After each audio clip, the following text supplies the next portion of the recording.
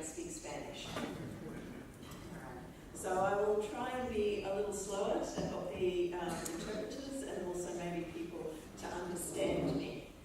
The advantage, though, of having someone come from so far away is that I can look at the issues and the challenges and the destination here from outside without necessarily having to worry too much about what I say. On the other hand, I have to also be a gracious guest. But we know that innovation happens out on the edges. Innovation happens when someone different or something pushes the system, changes the system. So let's hope that perhaps what I talk about today can offer a little bit of that to you. Okay, so my main message, and fortunately this is not an audience of students, because if I were to start a presentation with my students, this is my main message. They would write that message down and go away. So, but feel free to do as many of my students do and check your Facebook, your emails, etc. after the main message. So my main message is that actually there are multiple stories in tourist experiences. So I want to thank all the speakers from yesterday and from this morning, because they have all explained why tourist experiences matter, what an experience is, what are the dimensions, how it can be measured, what are some of the frameworks, and that's all excellent. I don't need to do that. So what I want to do is go the next step and look at stories as a central connection between tourists and destinations. So tourist experiences are about stories, and destinations are actually collections of stories. So if, and I stress if, because there's been much debate about whether we want seasonality or not, whether we can or cannot change it. So let's just leave it if we want to change things. And it may not be for seasonality, I would say it's also for enduring competitiveness as well. So if we want to create or change tourist experiences and destination images, then we actually need to be focused on these stories and understand the nature of these stories. And we've actually had some excellent stories about tourist experiences in the speeches yesterday and today. But having given one of those sorts of presentations to a room full of people that own tourism businesses and telling them how fabulous experiences are, and here are these examples elsewhere, one of them asked me, so where do I find this experience for my business? Well, you can't simply copy the ones you see. You could try, but we know that that's not always a good idea. And so what I want to focus on today is that if we understand the core dimensions of stories, then I think we can use that to actually design the unique experiences that we need for our tourists and our destination. So this is now not why we should or if we should, this is a little bit more into how we actually might go about doing that. So when I was first agreed to come here, my first thought was, okay, what are the stories of Mallorca? That's where I'm going. So I asked some people around me. Of course, remember we're in Australia, and most people went, where? I said, it's in Europe. Oh, that's nice. I said, it's an island off the coast of Spain. And someone said, oh, it's got a bird. Birds live there, don't they? Is that the place canaries come from? That's just like, no, that's a different set of islands. So you have to understand that when you come from further away than Europe, the destination for Australians is Europe, not Mallorca. Then the next level of destination is which countries in Europe we will go to while we're on holidays in Europe. And Spain, yes, excellent, we like that idea. Then in Spain, then we need to think, all right, of all the places we can go in Spain, why would we go to Mallorca? We need a story. We need someone to tell us why that's a good story. So as a demonstration exercise, not a serious research activity, I went onto the internet and I found 20 promotional websites for Mallorca. So these are tour operators and different organisations talking, selling and advertising Mallorca, trying to convince me to come and visit Mallorca. And then I went and found 20 tourist travel blogs and reviews of their experiences in Mallorca. So I have a little picture from the tourist promotion, a little picture from the actual tourists. And I just threw them into a word cloud generator. And we have two there. Okay, I'm not going to tell you which one is the tourist and which one is the promotional one just yet, though I suspect you can probably guess. But the first thing that I was struck by was the relative absence of stories of Majorca. And you may say, so? Isn't that normal? Well, actually, we've done similar exercises, only with that we use a web crawler program that controls through and looks at several thousand tourist stories and looks at hundreds of tourist brochures and promotional websites. And we've done that for places in New Zealand, Australia, the United States, Canada, Asia, South Africa. And what's much more common than you would think in both the promotions and in the tourist reviews are stories of the place. And they were really quite clearly absent here. So even in the tourist reviews, they told us their stories of what they did in Majorca, but they didn't tell stories of or about Majorca. And yet we find tourists doing that in other places. So that struck me firstly as quite different to that. Okay, so the promotional one is the beach. So you're not surprised. So if you're reading advertisements for Majorca, essentially it was telling me, come and see our sunny beach with a coast and water and have a holiday, and there's a mountain there, and that's nice. And lots of beautiful images. But to be frank, that description there could be for any island pretty much anywhere in the world. There is nothing distinctively about Majorca in that. And I'm sure I could repeat that with many islands and other places.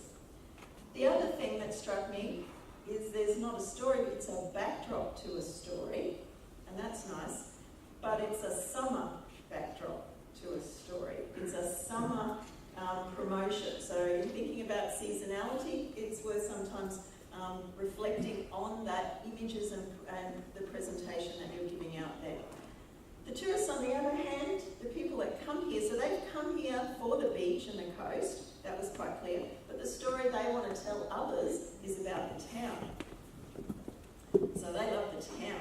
And so there is lots of stories about getting lost or missing and not being able to explain yourself in Spanish, but you found a local bar which had great wine, and you went for a walk and saw this wonderful historic town and the old port and the Roman connections. And so the tourists enjoy a different aspect of it. That's what they want to tell other people.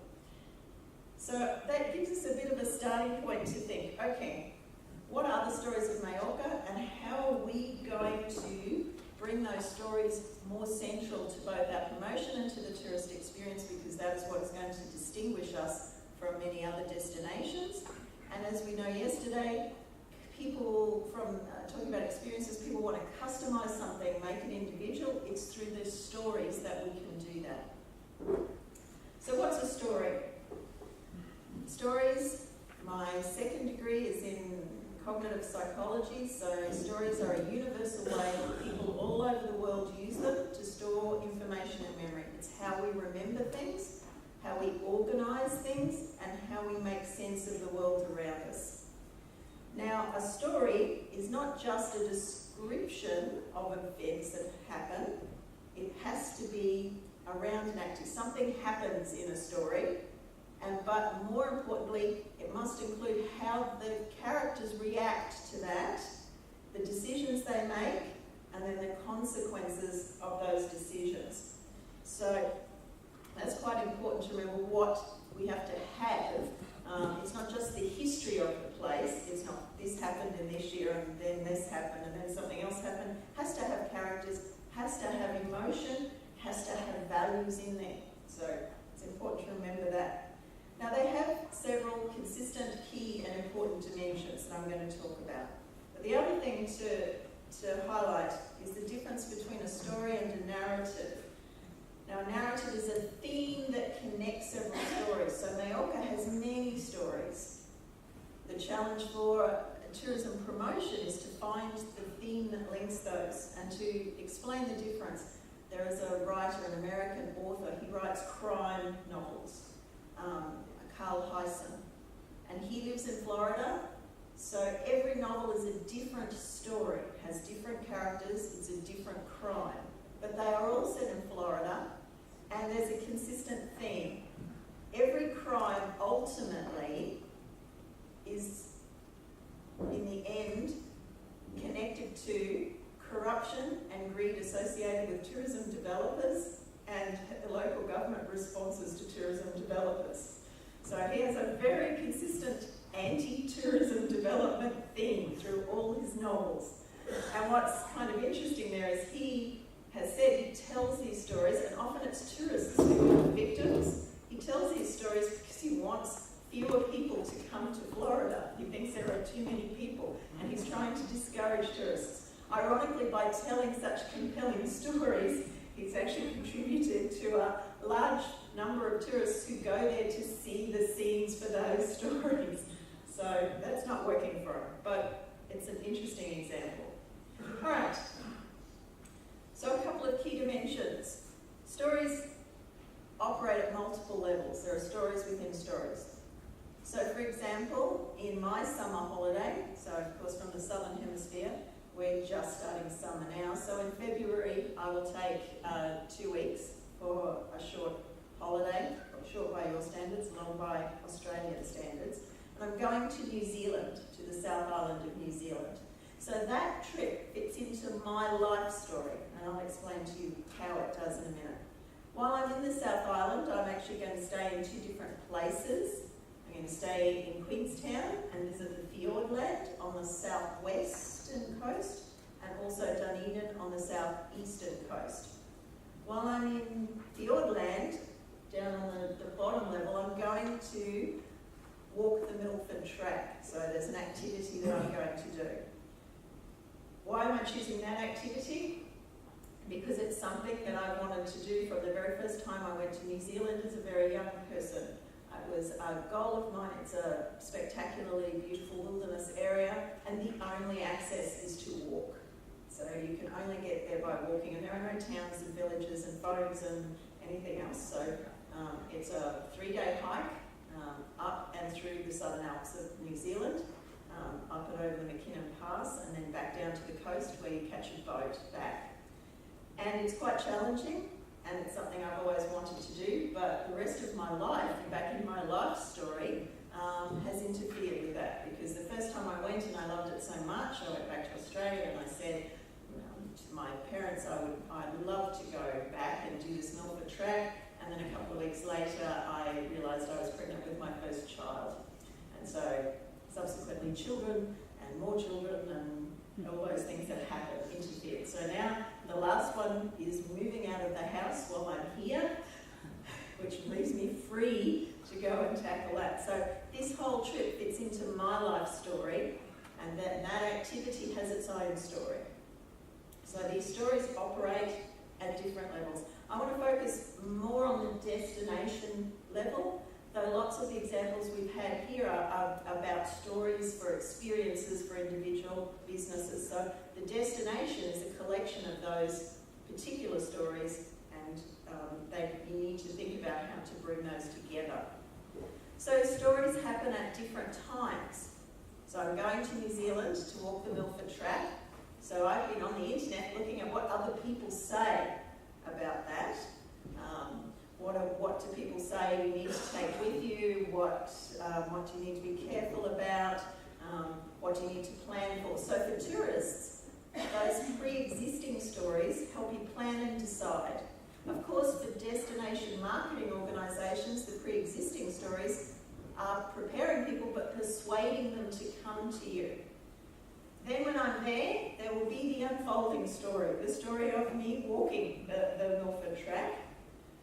And it's part of me trying to connect my travel to my identity, a bit of learning along the way, I hope. I hope it will be fun. Social interaction, there are limited numbers of people who can walk the track, so you walk with a group who goes at a certain time. The interesting thing is you cannot turn around and go back. Once you commit it, you must finish it, and you must walk it. There is no other choice. So that's an unfolding story for the destination marketing people. They hope that those stories will give me meaning. They're trying to influence what I do. And then there's the post-experience stories. And that's where I organise and reflect upon and share what happened to me, but in particular justify why I spent the money, because it's restricted and quite expensive to do. So why am I spending that money and time and effort to do this? We talked yesterday, our keynote yesterday talked about why buy the $50 shirt, €50 shirt rather than $20 shirt. It's about what is the value. So the stories we tell justify what we've done to other people. And of course for the destination marketing organisation, it's an opportunity to promote, but also to evaluate what tourists think. So whose story? Again, we think my experience in New Zealand, there are many different stories told. So if we look at whose story, there's my personal history with that part of the world.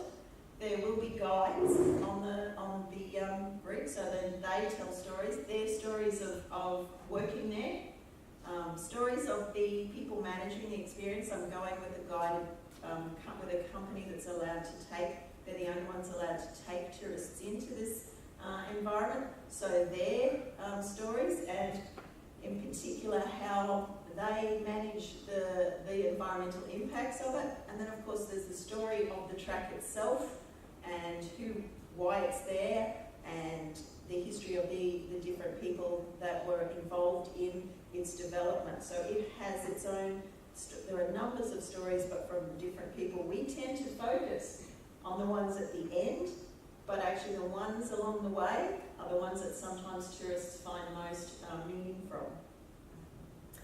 So what is the role of the tourist in the story? From a destination point of view, we tend to see them either as an audience. So we have a story about Mallorca, we have a story in Valdemossa about Chopin. So we tell that story, and they can listen to it or read it, perhaps watch it being told. And then of course we expect tourists to be storytellers afterwards. We know they tell people stories about their experiences. Even more so, they're telling them not afterwards but during as well, with that connected network of social media, etc., that we bring with us. But what about in the middle? So we've got lots of other ways in which tourists can be involved in a story. Barbara yesterday talked about showed us a picture of the people all dressed up in costume in the castle. So in that, I would say they're like playing a minor role. They're extras. Very popular in Venice. It seems this summer to hire a costume for 2 or 3 days and go around Venice having photos taken of yourself in costume in Venice. But it's a minor role. You're like an extra on a film set. And then we have tourists acting as a key character in the story. And that was our example of the secret cinema this morning. So that's where people actually go in and they participate in a movie, but it's beyond a movie because they're playing their own characters in that story. But it doesn't have to be dramatic like that. I like to think that my walk through New Zealand is going to be my own story, and I'm the key character in that story. I'm creating my own story. And that leads us then to the next one, which we don't see very much of in tourism experiences, but I think that's an area where there's room for innovation and exploration. And then of course tourists tell stories to others. We can influence those stories by the stories we offer them, the stories we give them opportunities to participate in.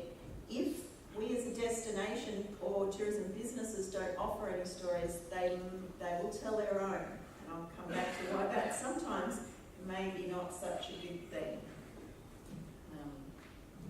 Okay, so there are some design principles that we have been extracting from the research that we've done on stories. And I want to talk about a particular destination that we've worked with in the northeast of Australia. So I live on the northeastern coast of Australia next to the Great Barrier Reef. and there are many islands. And one of them is called Flinders Island, it's on the north. And there was a cruise ship company, so we have cruise ships that go along the coast, stopping in different places. There's a cruise ship company, and they wanted to go to Flinders Island. But it is an indigenous, it's an Aboriginal, traditionally owned island, and they needed to seek permission. And so we were fortunate enough to be asked to work as the liaison between the indigenous, the Aboriginal owners of the island. They don't live there, but it's their land, and the cruise company to work out how they were going to do that and what kind of tourist experience it would be. And so we had to, in that case, think very carefully about which stories we would tell to the tourists, because stories are actually really quite important to Indigenous people, and some stories are sacred and some stories are theirs, and then some stories they're willing to share. Now that may not, you might think, so does that apply to Mallorca? Well, in any destination you need to work with the local community to work out what are the stories they're willing to share. What are the stories they don't mind tourists having a role in or a connection to? What are the stories they actually want to keep to themselves? Whose story is being told? Whose story is not being told? So we need to work with local communities around thinking, what is the story? And it has to be a story that connects the tourist to the place.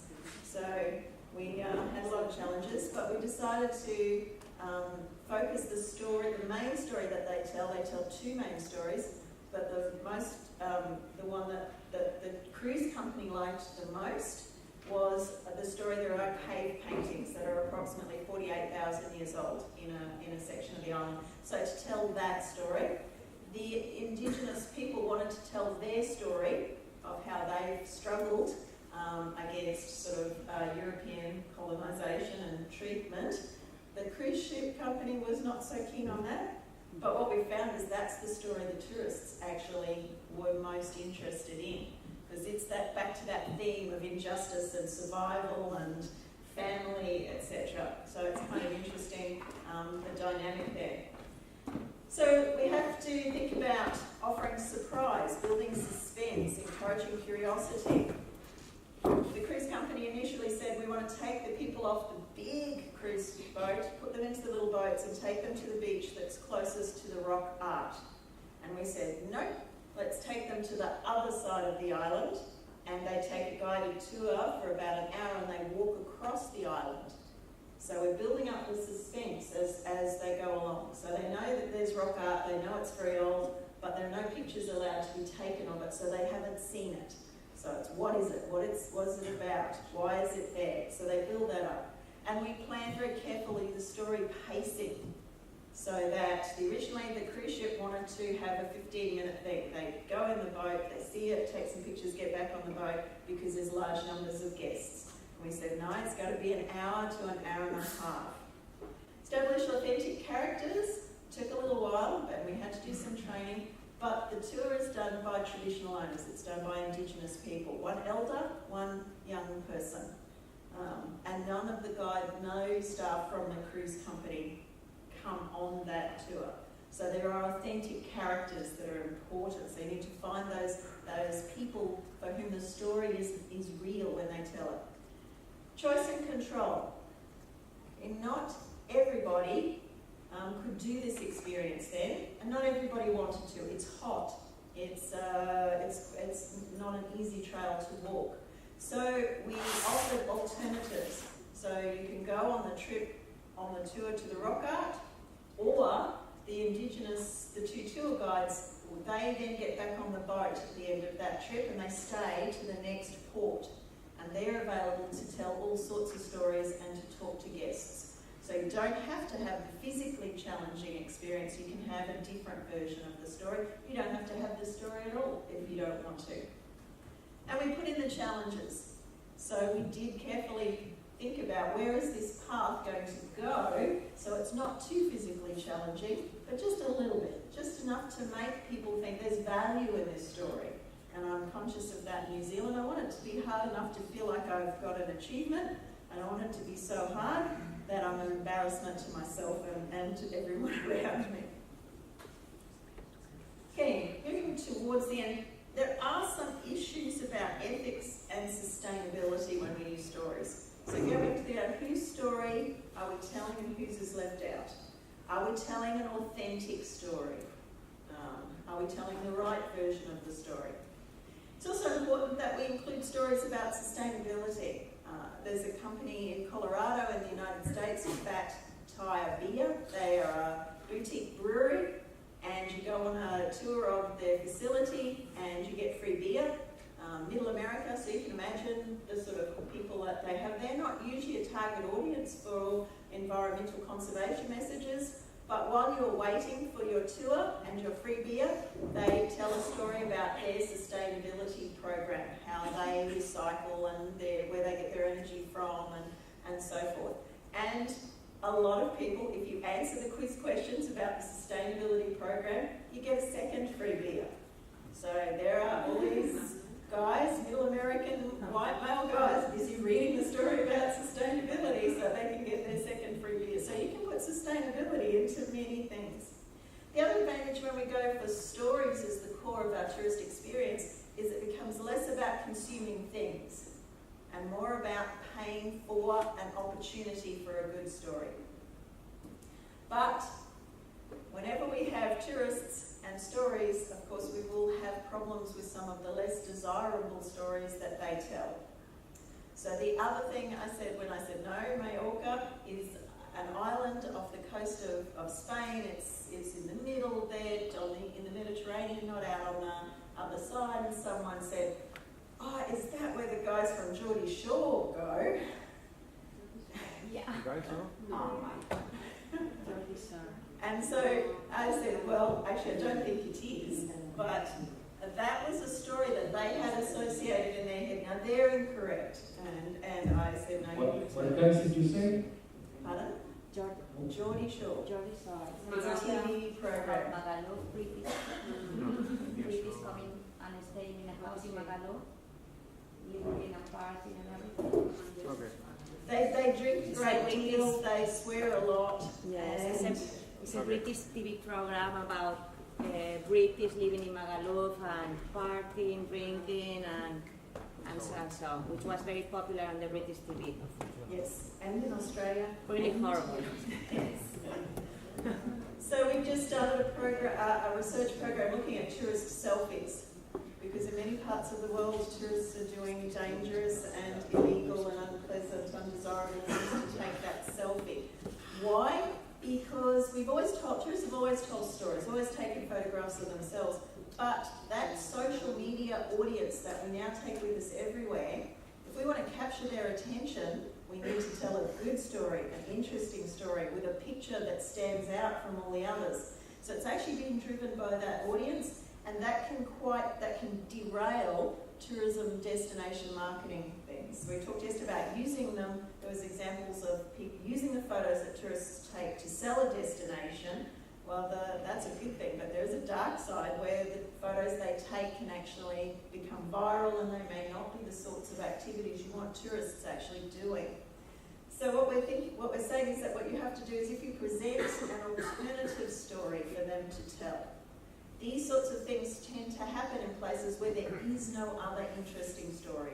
So one of the ways to manage this is to have better stories they can retell, but also to get active in the social media audiences, to comment on in a positive way when we see people telling good stories, to sort of like that and share that. We actually, I think, don't do much of getting into those social media audiences and being more proactive in the way we do that. That's a whole other session, but it's something we need to be careful of.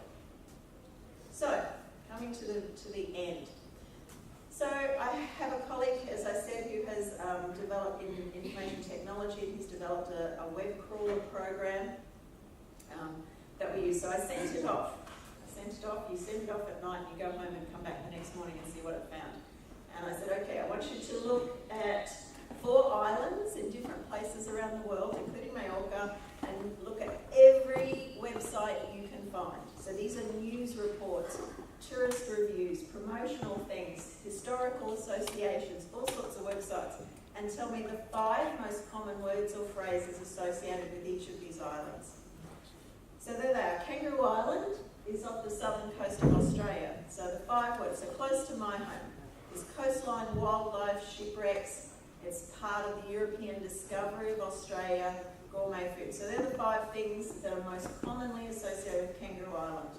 And this is a destination that's developed a strong story about how this island and its location has given it a particular place in Australian history and allows them to actually produce some really quite spectacular gourmet food because of its location and the environment that it's in.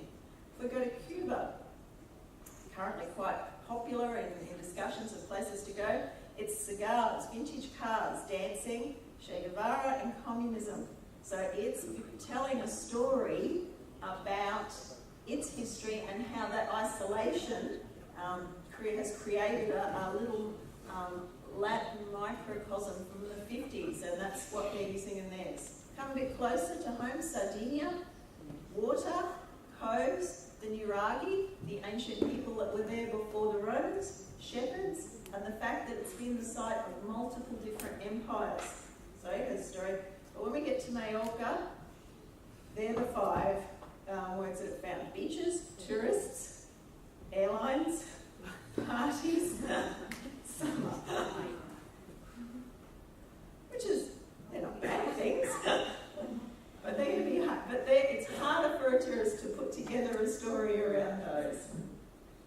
So, to finish, I think we need to remember tourist experiences are built around stories. If we don't help them, they will find their own. Whether they're the ones that are of value to us is what we have to ask. Destinations are collections of stories.